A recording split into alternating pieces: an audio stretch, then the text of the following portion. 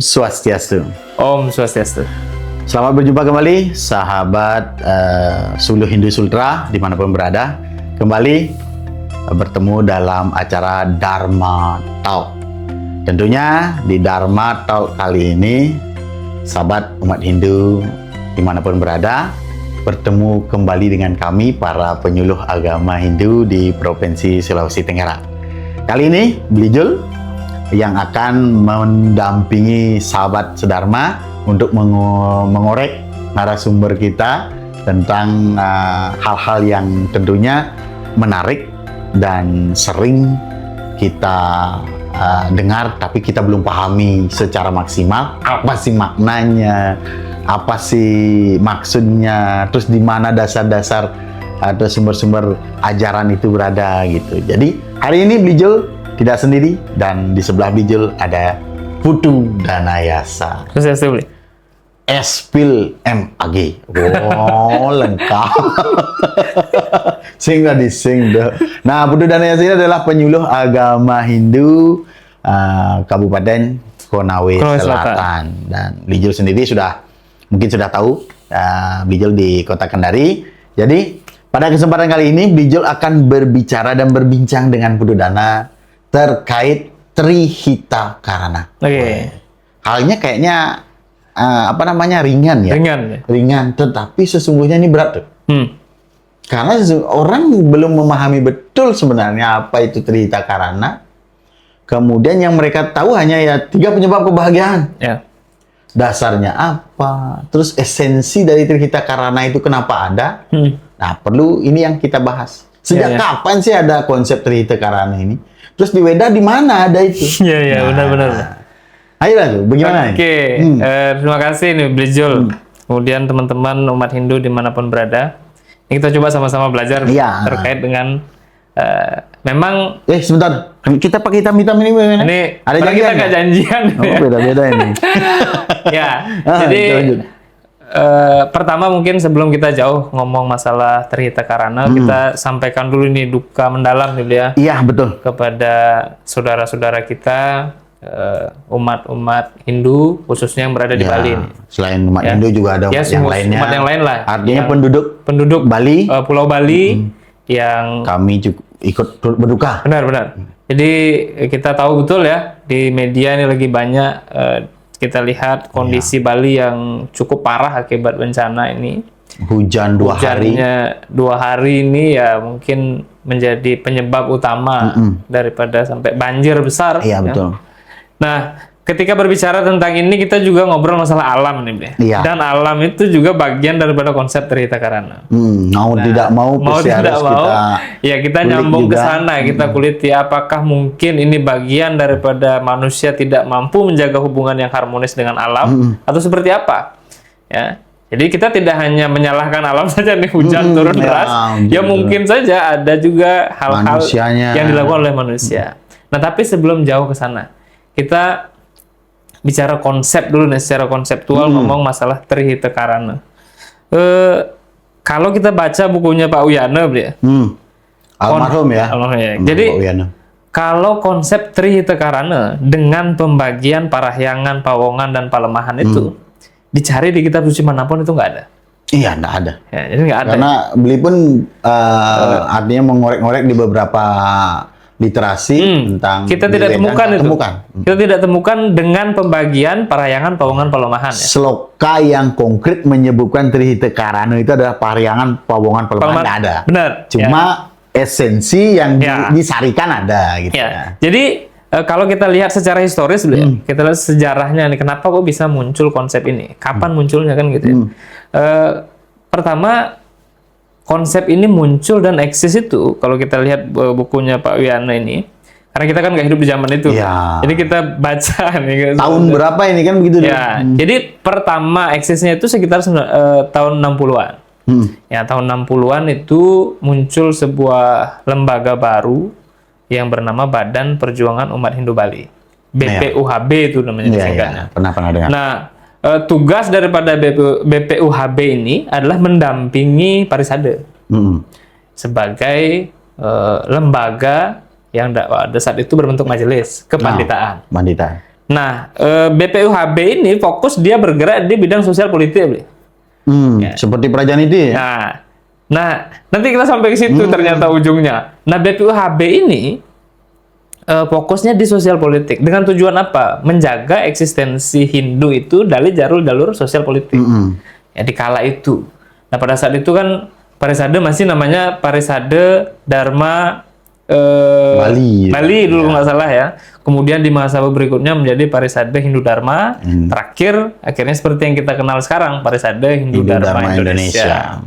Nah, itu di awal itu. Nah, kemudian kalau kita melihat ini perjalanannya itu sekitar tahun 1963-64 lah. 63-64 iya. 64 itu baru beberapa tahun Hindu diakui sebagai agama di Indonesia. Nah, tapi catatan pentingnya ini, jadi bukan berarti karena baru eksis di tahun 1960, bukan berarti ini konsep baru. Bukan ya. Ya, tapi ini sebutan baru terhadap konsep yang sudah ada di kitab suci.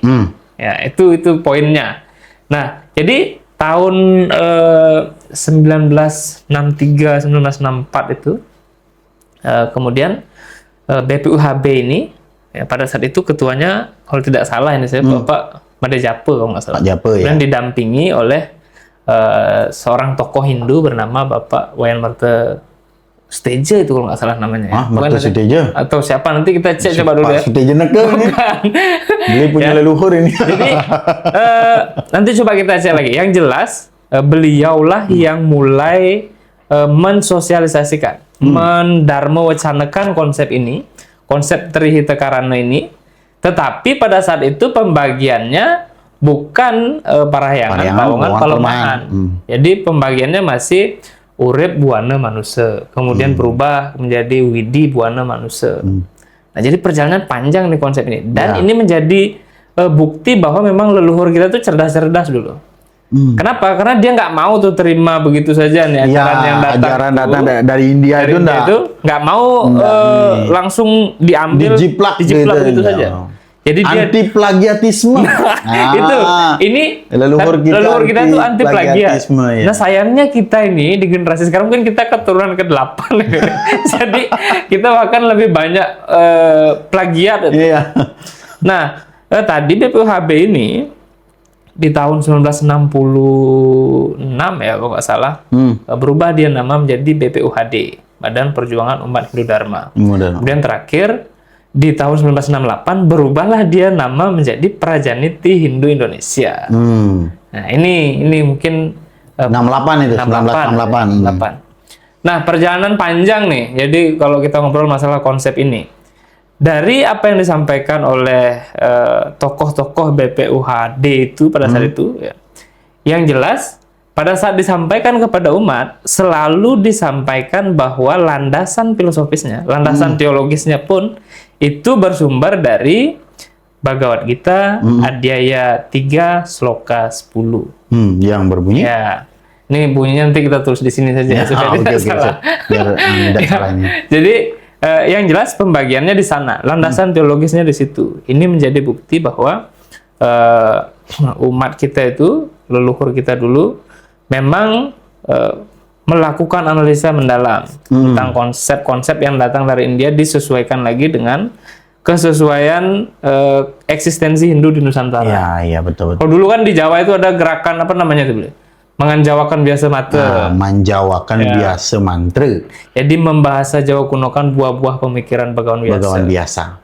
Dia tidak mau dia itu terima begitu ya, karena mungkin ada hal-hal yang tidak cocok itu. Iya, budayanya pasti berbeda. Nah, konsep Trihita Karana ini ya kemudian pada tahun berapa lagi itu ya, tahun masih seputaran 1960-an lah. Jadi dilakukan seminar itu di UNUD ya. Kemudian di UNHI juga dilakukan itu.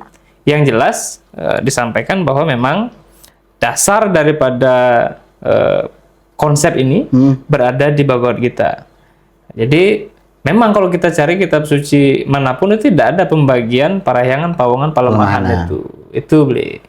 Jadi itu konsep baru, cuma memang sumbernya adalah dari sastra Hindu. Ya. dari kitab suci agama Hindu. Nah, begitu Semeton. Ya, jadi jelas itu disampaikan bahwa Disepakati namanya Sri Hita Karana. Nah, walaupun sudah disampaikan landasan teologisnya ada di Bhagavad Gita, tapi umat kita lebih familiar dengan tiga nama itu, tiga pembagian itu, Parahyangan, Pawangan, Palemahan. Iya. Nah, itulah yang kita dengar, kita pelajari sampai sekarang. Pertanyaannya kan, sudah kita lakukan nggak itu? Iya. Itu. Hebatnya leluhur kita itu adalah seperti yang kita bilang tadi, anti plagiatisme. Ya. Mereka tidak mau merubah tatanan kebudayaan dan adat istiadat di Bali, tatanan beragama yang sudah ada, dengan adanya label Hindu ini. Ya. Karena kan sebelum kita betul-betul resmi diakui di Indonesia sebagai Agama Hindu, karena kan ketakutan daripada tokoh-tokoh kita terdahulu, seperti agama internasional lainnya yang diakui oleh pemerintah Indonesia, mereka membawa budayanya masing-masing. Ya. Dari mana sumber agama itu berasal. Benar. Jangan sampai orang Bali, orang Hindu di Indonesia kehilangan identitas karena mengambil mengambil copy paste semuanya dari sumbernya itu. Benar, Bli. Jadi kalau kita ngobrol masalah Hindu, secara historis memang kita nggak bisa lepas dari India. Tapi apakah yang di India itu harus serta-merta sama dibawa ke Indonesia, itu tidak bisa. Iya. Ya, makanya dia akan dibalut lagi dengan teologi Nusantara itu. Ya, Hindu di Jawa ya akan menyesuaikan dengan kebudayaan di Jawa. Hindu di Bali ya dia juga akan menyesuaikan dengan kondisi di Bali. Teman-teman Hindu di Kalimantan, Dayak, jadi Hindu Kaharingan, ya. Jadi ini bukti bahwa agama kita tuh nggak kaku. Ya, kalau kaku itu ya nggak mungkin kita bisa jalan dengan pendekatan yang berbeda-beda. Tapi teologisnya kita sepakat, kita sama semua. Ya. Secara teologisnya, secara pemahaman, keyakinan, Pancasrada kita sama. Ada di India pun Pancasrada kan tidak ada ya? Kita belum temu itu kayaknya, Debbie. Ya, Pancasrada itu. Walaupun Pancasrada itu bahasa Sanskerta. Iya. Jadi percaya dengan Tuhan, percaya dengan Brahman, ya Widisrada, Atmasrada, Karma, Pala, Punarbawa, Moksa, itu kan semua bahasa Sanskerta. Iya. Tapi apakah itu murni dari India? Ya, belum tentu. Ya, karena kondisi di Indonesia itu berbeda dengan kondisi di India. Kembali pada perkembangan di mana dia berkembang, dan hebatnya penglingsir kita itu dah. Nah, kalau menurut saya tuh, kenapa kita bertahan sampai sekarang itu karena begitu. Ya. Sama halnya nih dengan salam agama Hindu di Indonesia dengan di India kan berbeda. Ya. Di India kan namaste, namaskar, yang mana artinya dalam Sanskerta salam kan gitu saja. Sedangkan di Indonesia dia menjadi Om Swastiastu. Artinya, jadi su itu artinya baik. Ya. Asti itu apa? Mencakupkan tangan memuja Tuhan. Memuja Tuhan. Ya, astu itu ya semoga terjadi. Yang jelas poinnya itu doa baik ya. Jadi semoga kita selalu berada di dalam lindungan Ida Sang Hyang Widi Wasa. Ada omnya. Ada om itu sebagai aksara dari Tuhan itu sendiri. Brahma, Wisnu, Siwa. Dan bukan Siwa yang dikatakan sebagai pengurusa itu. Ya, jadi lagi rame itu ya. Urusan siwa perusahaan. Nanti kita bahas di sesi podcast yang lainnya. Ya, yang jelas begitu, Bli. Jadi konsep Trihita Karana itu tidak ada di Weda. Secara spesifik yang menjelaskan pembagiannya 3 tadi. Parahyangan, hubungan kita dengan Tuhan. Pawangan, hubungan kita dengan sesama. Dan Palemahan. Nah, ketiga konsep ini tentu tidak akan ada apa-apanya kalau tidak dilakukan. Nah, ini kan kita perlu implementasinya di dalam kehidupan. Dalam kehidupan. Jadi bagaimana perjalanan umat Hindu kita mengimplementasikan ini? Ya, kalau kita ngobrol masalah 3 pembagian ajaran ini, sebenarnya kan simpel itu kalau kita ucapkan. Kita ngomong Parahyangan, Palemahan, Pawangan. Parahyangan, itu anak SD sudah hafal itu. Enggak semua juga ini. Harusnya bahkan ada juga yang sudah lingsir nggak hafal juga. Nah, yang jelas ini sudah diajarkan lah paling tidak diajarkan. bahwa ya ini dari SD kan kita belajar anak-anak di dalam konsep Hindu kita ada yang disebut dengan Trihita Karana. Satu, kita harus menjaga hubungan harmonis dengan Tuhan. Kenapa? Kan begitu. Kita tidak bisa terlepas bahwa keberadaan kita, eksistensi kita hidup ini kan itu tidak terlepas dari campur tangan Tuhan. Bahkan di dalam ajaran agama kita itu menyebutkan Aham Brahmasmi, aku adalah Tuhan. Jadi Tuhan itu berada di dalam diri kita masing-masing. Betul. Jadi kita harus menjalin hubungan harmonis dengan Tuhan itu karena Dia yang menciptakan kita, Dia yang memberikan kita kehidupan. Ya, coba bayangkan sumber kehidupan kita semua berasal dari itu. Tuhan. Bahkan di dalam diri kita itu konon ada percikan terkecil dari Tuhan. Bukan kita meyakini kita meyakini Aha. bahwa ada Tuhan di dalam diri kita. Nah, upaya yang kita dapat lakukan sederhananya ya melakukan hubungan dengan Tuhan, melakukan persembahyangan dengan cara bakti kita. Ya. Jadi kita menyayangi Tuhan, tidak hanya Tuhan yang jauh, yang nirguna itu, Tuhan yang di dalam diri kita dulu ini juga harus dirawat juga ini. Jadi jangan sampai coba bayangkan ya, kalau atma di dalam diri kita ini ngambul misalnya. Dia meninggalkan tubuh kita. Jadi dia keluar nih. Mati kita. Tidak bernyawa kita. Tidak bernyawa. Nah itu kalau parahyangan, pawongan itu. Jadi hubungan kita dengan sesama. Jadi jangan kita sembahyang saja. Kita bakti saja dengan Tuhan, dengan para dewa, dengan betara itu. Tapi kita lupa menjalin hubungan harmonis dengan sesama. Iya. Dan sampai tetangga kita kelaparan itu kita nggak urus. Manusia kan makhluk sosial. Ya. Tidak bisa hidup sendiri. Tidak bisa hidup sendiri. Dan ajaran agama kita kan jelas itu. Manawa sewa, madawa sewa. Melayani manusia sama dengan melayani Tuhan. Balik lagi karena konsep kita sarwam kaludam brahman. Semua Tuhan itu. Ya di dalam diri Belijul ada Tuhan, ya di dalam dirinya Daneng ada Tuhan itu ya. Ya jadi semua makhluk itu. Makanya kita memuliakan semua makhluk. Tidak hanya manusia saja, bahkan hewan, tumbuh-tumbuhan itu kan kita muliakan. Ada momen tumpak kandang, ada tumpak warige, itu kan lengkap itu kita punya. Itu jadi kita harus menjaga hubungan itu. Terakhir dengan alam. Kenapa? Kita nggak bisa pungkiri hidup kita bergantung ke alam. Iya. Sayangnya sekarang manusia itu kerap kali lupa dan terlena tuh, bahkan sampai menghancurkan alam. Iya, manusia ini lebih cepat berpikirnya untuk kebutuhan hari ini. Ya. Jangka panjangnya tidak dipikirkan. Nah, itu banyak lah kita lihat penebangan hutan di mana-mana, kita buang sampah sembarangan, menjual lahan, mana-mana. Padahal lekat sih membekal tanah, melalung, mulai ke tanahnya. Iya. Yang ke tanam tuh. Balik pun ke situ. Nah itu jadi kondisinya begitu. Yang ketiga, yang ngadep tanah aja lah. Di mana kita mau di? Ya kalau ada uang tuh ngaben. Nah yang jelas itu kita diajarkan sebenarnya ini sebuah sebuah sistem keharmonisan yang universal, yang mencangkup keseluruhan itu. Jadi bukan hanya berlaku di kita, di Hindu saja sebenarnya kalau konsep ini. Dia akan berlaku dimanapun. Dimanapun. Semuanya sebenarnya, jika setiap orang melaksanakan konsep Trihita Karana ini, sebenarnya memang harmonis. Harmonis hidup kita. Semua harmonis. Ke Tuhan kita tetap jalankan dengan seimbang, balance, tidak berlebih-lebihan. Ke manusia juga kita harus saling membantu. Ya model arisan itu pun juga saling membantu kan. Kemudian ke alam juga kita harus saling menjaganya. Jika dengan alam kita tidak berbuat baik, maka bencana pasti akan terjadi. Dan bencana itu pun jangan dilihat sebagai sebuah sebuah kutukan atau sebuah bagian daripada kemurkaan Sang Maha Kuasa. Sesungguhnya itu alam sedang bekerja. Alam bernafas. Benar. Bernafas, mungkin menggerakkan dirinya ataupun untuk melakukan sebuah pembaruan. Nah, ini kan tugas Dewa Siwa lagi nih. Ya, ini jadi bencana, mohon maaf ya, mungkin kemarin bencana saudara-saudara kita di Bali itu bukan bagian daripada kemarahan Tuhan.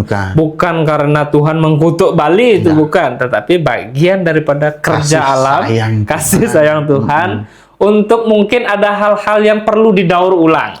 Ya, secara cukup besar lah ya kita lihat. Ya bagaimana kita lihat mungkin sampah-sampah itu akhirnya sampah. terbawa ya. Jadi banyak hal lah. Jadi tidak hanya jadi bahan introspeksi diri lah. Ya. Mungkin kita ada lalai dengan hal-hal yang benar. seharusnya kita perhatikan. Tuhan sudah memberikan anugerah begitu besar melalui alam ini, tapi kita mungkin telah terlena dengan materi yang kita kejar sehingga lupa terhadap menyeimbangkan Trihita Karana ini. Nah, ini balik lagi ke situ. Jadi dasarnya itu pasti ke sana. Apapun yang terjadi sekarang itu ya tentu tidak dalam kita posisi menunjuk ini yang tidak beres, ini yang salah, ini pemerintah yang salah, tapi masyarakat introspeksi bersama dan ini kerja berat kita semua, dan ini adalah contoh real dari kelalaian kita selaku manusia, sehingga alam pun bergerak dengan sendirinya. Nah, bencana seperti ini pun tidak hanya terjadi di Bali, di mana-mana. Di mana-mana juga terjadi, seperti dulu di Palu. Pernah juga, bahkan ada isu tsunami besar. Pecah, ada gempa yang cukup luas. Kita di Sulawesi Tenggara tahun 2013 dan 2019. Ya, 2013 itu cukup parah sih. Parah banjirnya. Karena apa? Banyak sekali gunung-gunung yang dikeruk tanpa dilakukan reboisasi dan pengurugan kembali dan penanaman pohon. Sehingga resapan air hujan itu tidak ada. Bablas dia. Maka yang terkena yang di hilir. Kita lupa. Ini balik lagi tentang konsep kita memang apa yang kita lakukan itu akan ada hasilnya. Ini balik ke konsep karma kita. Ya kalau kita tidak menjaga alam, kita nebang pohon sembarangan, ya mungkin membangun sedemikian rupa, menggusur gunung, ya tunggu saja alam itu bekerja dan konsekuensinya pasti begitu. Pasti kena apa istilahnya itu ya? Pasti kena dampaknya lah daripada dan dampak itu terjadi tidak hanya satu dua orang yang kena, bahkan orang yang tidak bertindak pun juga kena. Dan ini saling keterkaitan seperti jaring laba-laba. Artinya jaring kehidupan yang terkait dengan pemimpin, terkait dengan pengusaha, kemudian terkait dengan petugas-petugas yang bertugas, apakah petugas kebersihan, petugas pemerintah, dari lurah, dari kepala dusun, kelurahan Banjar, kemudian masyarakat itu sendiri juga. Itu sangat peran penting. Makanya teman-teman, mungkin konsep Trihita Karana ini kan adalah sebuah jalan yang ideal sekali untuk menata kehidupan kita. Bahkan dalam konsep kehidupan kita, di pekarangan rumah kita, alam kita nih, di pekarangan lah, kan kita ada sikut satak gitu bilang. Sikut satak berdasarkan lontar astu kosalu kusali. Ada di situ pembagian pariangan, pelemahan dan pawongannya. Pariangan dalam bentuk sangkah. Kemudian pawongan natah. Kemudian pelemahan ada tebe. Yang tidak punya tebe ada tanaman pot-pot bunga dan lain-lain. Ada saluran pembuangan. Saluran pengeluarannya ya, irigasi. Bukan irigasi kalau di sanitasi. Saluran sanitasinya ada gotnya di rumah. Pembuangan WC jelas, tepi tanknya ada, air comerannya kemana, sisa dapur kemana. Sehingga di dalam pekarangan itu menjadi sehat. Udara juga siklusnya bagus. Kan itu fungsi dari penataan Trihita Karana dalam konsep pelemahan kita. Membuang sampah di mana. Makanya kita konsep memilah sampah itu sudah ada dari dulu. Konsep tebe itu. Sekarang itu kan terkenal dengan konsep biopori. Sekarang ini lagi rame nih biopori. Atau lagi istilahnya membuat bank-bank. Itu kan konsep biopori. Di mana di tebe kita membuang sampah-sampah organik kita di sana. Kalau zaman dulu kan plastikan kan sedikit sekali. Tidak pernah sampai penuh sekali, dan kita tidak sampai pusing zaman dulu untuk membuang sampah. Sekarang justru kita pusing dalam membuang sampah. Ya, padahal alat-alat sudah semakin canggih. Alat-alat semakin canggih. Alasannya tidak ada lahan. Alasannya nggak ada lahan. Padahal kita bisa memanfaatkan ini. Nah, dengan biopori itu, dengan membuat bank-bank lah kecil, dengan mencacah sampah kita, memilah sampah plastik, dan itu merupakan konsep Trihita Karana tadi juga, melindungi alam kan? Balik lagi ke sana ujung-ujungnya, jadi memang konsep ini sudah sangat universal lah. Universal. Ya balik lagi, kalau hanya konsep saja bertumpuk-tumpuk tapi tidak tidak terrealisasi, ya tidak akan ada gunanya. Dan itu baru konsep Trihita Karana keluar pada Buana Agung di luar. Belum Buana Alit. Secara secara harfiah kan memang sesuai dengan tataran itu. Sama ibarat gini, sanggah dalam halaman rumah itu kan adalah kepala. Maka dalam tubuh kita, kepala ini adalah wujud dari menjaga parianan. Karena pikiran semua kan? Ya, semua sumbernya dari pikiran. Semua sumbernya dari pikiran. Jadi kalau pikiran ini sudah tidak bisa terkendali, tidak bisa terkontrol, ya maka akan mengarah ke hal yang lain. Ke ucapan, ke perilaku. Ya, itu kemudian sudah jelas. Konsep pawongan kan di ini. Nah, dari tangan kita sampai ke perut ini.